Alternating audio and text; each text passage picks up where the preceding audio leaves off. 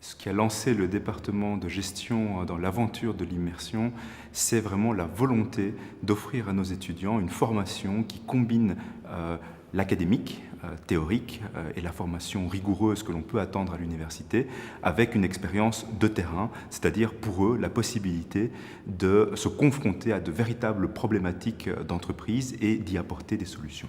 Alors en pratique, les stages en immersion se déroulent en 3 étapes, une séquence de 3 étapes. Un stage d'observation dans lequel l'étudiant découvre son lieu de stage, sa mission et élabore avec son maître de stage et son promoteur académique ce qui vont être les objectifs de sa mission.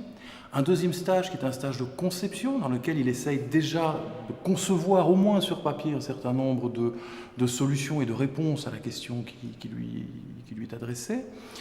Un troisième stage qui est un stage dit d'implémentation dans lequel cette solution va être mise à l'épreuve des faits, dans laquelle il va mettre en œuvre les changements qu'on lui demande d'implémenter.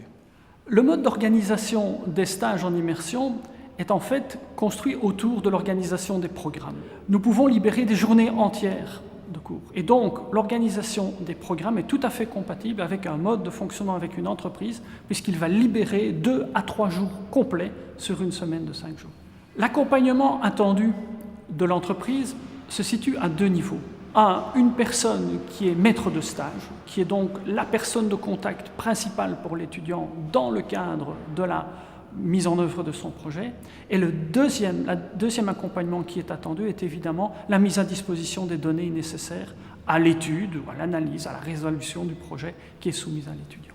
Le processus pour qu'une entreprise s'engage dans le master en immersion est relativement simple.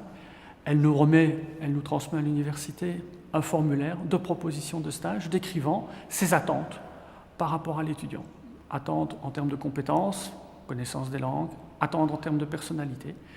Et cette proposition est en fait contribuée au portefeuille des stages qui sont soumis aux étudiants.